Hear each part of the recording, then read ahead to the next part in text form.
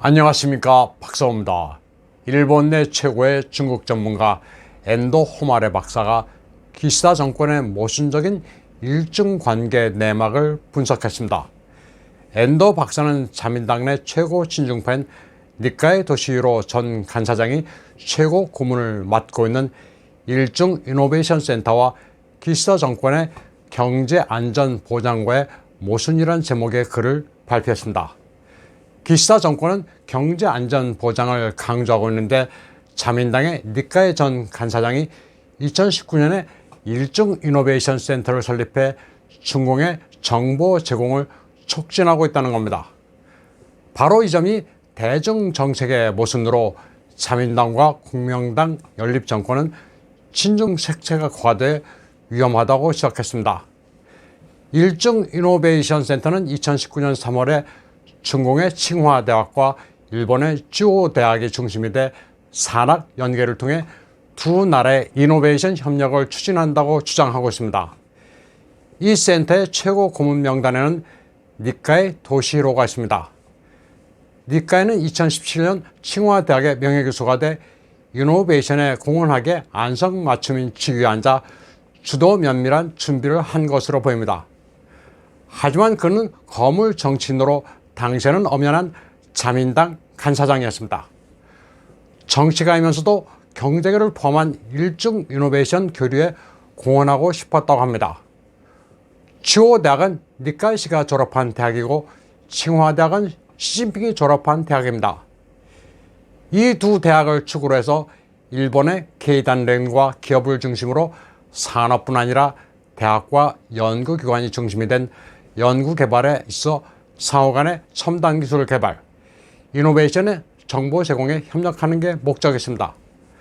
말은 애둘렀지만 차라리 중공에 공헌하고 싶은 게 진짜 목적이라 해도 지나치지 않는다는 게 엔도 박사의 견해입니다. 그 증거로 엔도 박사는 이 센터 이사장 이삿말에서 하마다 게니치로 씨가 센터 역할이 중공 산학 연구의 새로운 협력을 위해 능력을 발휘할 수 있도록 정진하겠다고 표현한 대목을 들었습니다. 센터의 홈페이지는 중공의 경제, 사회 발전을 위한 봉사, 각급 정부의 정책 제안을 실행한다고도 명기되어 있습니다. 2019년 3월 당시 아베 총리는 국빈으로 방중한 적이 있습니다. 이때 아베는 국빈 초청을 받기 위해 1대1로와 관련해 제3국에서의 협력을 조건으로 내세우기도 했습니다. 아베 신조는 방중에 이어 시진핑을 일본에 초청하겠다고 약속했습니다. 엔도 박사는 당시 미중 패권 경쟁이 격화되고 있는 와중에 아베의 방중이 국제사회에 어떤 시그널을 주겠냐면서 강하게 반대하기도 했습니다. 니카이 간사장은 일중 이노베이션 센터를 설립하고 한 달 뒤인 2019년 4월 24일 시진핑과 만났습니다. 엔도 박사는 당시 중공에 회유된 니카이 간사장, 1대1로에 먹히고 있는 일본이란 신문 칼럼을 내기도 했습니다. 당시 아베 총리의 특사로 방중에 시진핑에게 친서를 전달하는 니카이의 굽신거리는 모습이 조공 외교를 연상케 했다고 엔도 박사는 비판했습니다. 이노베이션 센터의 연구원 제도 페이지에는 많은 양국 연구자들의 이름이 올라 있습니다. 그런데 주목되는 점은 쯔오 대학뿐만 아니라 도쿄대학, 교토 대학 등에서 상당히 많은 수의 중국인들이 일본 내에서 연구에 종사한다는 점이었습니다. 센터의 중공책 인사는 칭화대학 소속이 많았고 공무원 싱크탱크, 개중에는 중국 공산당 중앙당교 국제전략연구센터 교수도 있었습니다. 이노베이션 센터가 어떻게 중국 공산당과 중공 정부를 위해 공헌하는지를 명확하게 보여주는 사례였습니다. 황당한 것은 중국 인민항일기념관원도 있었습니다. 반일이어도 상관없다는 게 아주 흥미롭다고 엔도 박사는 지적했습니다. 일본의 정보기관인 공안조사청은 2021년 봄 일본 유학 경험이 있는 극초음속 분야의 중국인 연구자라는 제목의 내부 자료를 내고 관계기관에 회람을 한 적이 있습니다. 일본의 대학과 연구기관의 교원이나 방문학자 직위로 소속되어 있던 중국인 연구자가 극초음속 무기 개발 연구에 참여했다가 귀국 후에 중공의 관련 기관에서 활동했다는 내용입니다. 학술 교류를 빙자해 일본 내에서 스파이 행위를 한 겁니다. 엔도 박사는 2021년 6월 미 바이든 행정부가 중공의 기술 저출을 막기 위해 미국 이노베이션 경쟁 법안을 가결하고 미국 대학에서 천인 계획에 연루된 교수를 체포했다는 점도 거론했습니다. 그러면서 기시다 정권은 도대체 뭘 하고 있느냐고 반문했습니다.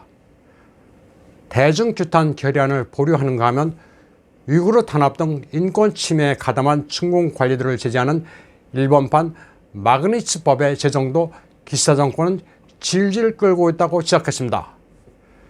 베이징 동계올림픽 보이콧을 둘러싼 기시다 정권의 행보도 비판했습니다.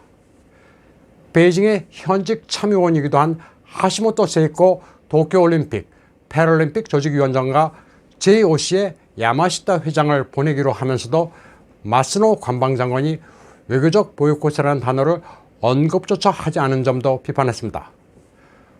또 기시다 총리는 자기는 베이징에 가지 않겠다면서 마치 대중강경 자세를 취하는 것 같지만 도쿄올림픽에 시진핑이 오지도 않았는데 기시다가 간다 만다 떠드는 자세가 이상하다고도 했습니다. 또 일본은 미국과 보조를 맞춰 외교적 보이콧을 한다는 인상을 주려 하지만 이는 사실 외교적 보이콧도 아니라고 말했습니다. 그리고 그 증거가 중공이 일본에 대해 경고도 하지 않은 점이라고 시작했습니다.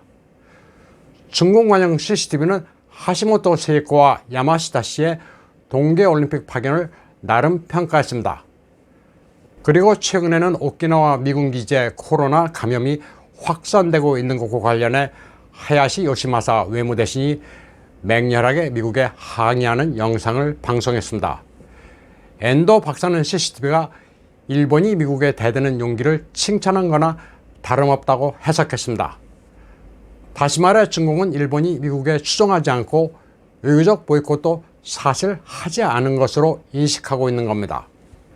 기시다 정권은 경제안전보장과 관련해 그래도 하긴 했다는 신용을 하려 한다고 엔도 박사는 지적했습니다.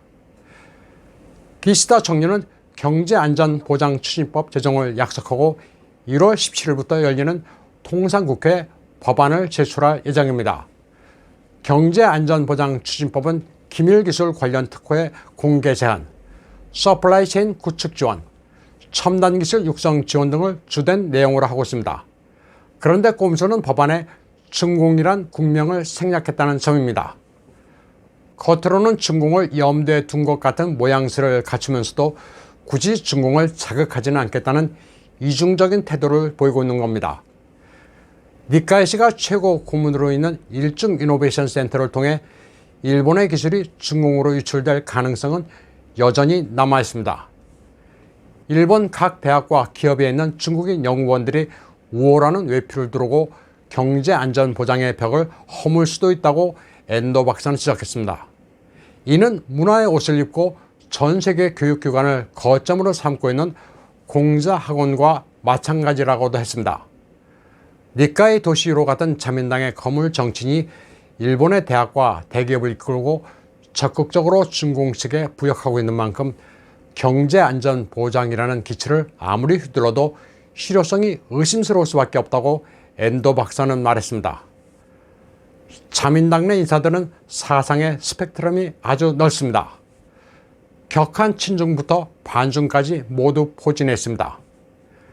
니카이 전 간사장 외에도 후쿠다 야스오 전 총리도 상당한 친중파입니다.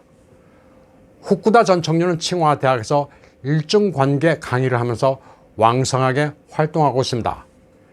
하야시 요시마사 외무대신도 일중 의원연맹의 회장을 지냈습니다. 자민당 내에는 친중에 불타는 의원들이 상당히 많습니다. 권력을 쥐게 되는 친중파가 많은 것은 공명당과 연계되어 있는 때문이기도 합니다. 또 친중의 배후에는 니카이가 맹활약하고 있습니다. 여기에는 중공에서 돈을 벌려 하는 재계도 당연히 연관되어 있습니다. 일중 이노베이션 센터의 중공 측 핵심인 칭화대학 일본 연구센터에는 당시 케이단렌 회장인 미타라이 후지오의 사진이 내걸려 있습니다.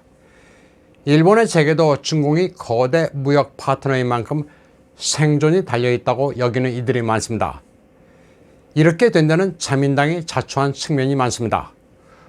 1989년 6월 4일 천안문 사태 이후 이뤄진 대중경제 봉쇄를 처음으로 허문 나라가 일본입니다. 그 덕에 중국은 숨을 돌리고 지금까지 경제 성장을 이룩했습니다. 그런 중국에 일본의 경제계가 의존하게 되는 악순환을 만든 게 바로 일본의 자민당입니다. 기시다 정권은 일본 내에서 가장 친중적인 정당으로 여겨지고 있는 공명당과 연립했습니다. 기시다 역시 친중 유합합니다. 엔도 호마레 박사는 자민당이 친중인지 반중인지를 명확히 하는 게 좋다고 말하고 있습니다. 권력을 쥐는 게 목적이 아니라 일본을 어떤 나라로 끌고 가느냐에 대해 참된 이념을 가지고 진지하게 생각해야 한다고 충고했습니다. 이중 스탠다드를 유지하다가는 일본이란 나라의 존재감이 없어져 중국으로부터 우습게 여김을 당해 그들이 편한 대로 조종당할 것이라고 경고했습니다. 또 홍콩에서 민주가 사라진 것에서 알 수 있듯이 중공의 지배하에 놓이게 되면 언론 자유와 개인의 존엄, 특히 영혼의 존엄을 잃게 된다고 말했습니다. 엔도 호마레 박사는 오는 17일 통상국회가 소집되면 자신의 이 글을 가지고 열띤 토론이 오갔으면 한다는 바람도 피력했습니다. 참고로 이 글을 쓴 엔도 호마레 박사는 1941년 만주국 신경, 현 창춘에서 태어났습니다. 국공내전 막바지에 발생한 창춘 홀로코스트를 유년 시절에 몸소 겪었습니다. 일본인이지만 중국어를 모국어처럼 구사하고 평생을 중공 연구에 천착한 분인데 형제를 잃기도 한 창춘 홀로코스트의 참상을 기록한 차즈라는 저서로 유명합니다. 그리고 모택동이 일본군과 공모해 중공을 차지했다는 역사적 사실을 철저하게 규명한 모택동, 일본군과 공모한 남자라는 저서도 냈습니다. 이 책은 제가 모택동, 인민의 배신자라는 제목으로 번역했습니다.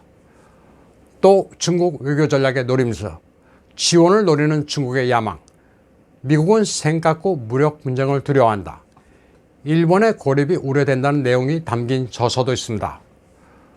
또 포스트 코로나의 미중 패권 전쟁과 디지털 이민폐, 미중 무역 전쟁의 이면, 동아시아의 지각 변동을 해독한다, 7명의 정치국 상임위원 차이니스 세븐, 붉은 황제 시진핑, 제2의 모택동이 나타나나, 반부패 노림수는 또 있습니다. 가장 최근의 저서로는 배신과 음모의 중국 공산당 100년 비사, 시진핑, 부친을 파멸시킨 덩샤오핑을 향한 복수가 주목할 만합니다. 덩샤오핑 신화를 무너뜨리다, 드디어 폭발한 시진핑의 국가 전략과 야망의 대해불안 부재가 눈에 들어옵니다. 전 세계에서 중공을 연구한 저명한 학자들이 많지만 엔도 호마레 박사는 자신의 체험도 있기 때문에 그 수준이 상당히 높습니다. 비극의 중공 근대사부터 현대 중공 정치의 메커니즘에 동단한 학자입니다. 또 고령임에도 불구하고 끊임없이 미중 무역 분쟁과 경제, 화폐 전쟁 같은 시사 문제를 따라가면서 강의와 저서 출판도 아주 활발하게 하시는 분입니다. 오늘 방송은 여기까지 하겠습니다. 시청해주신 여러분 감사합니다.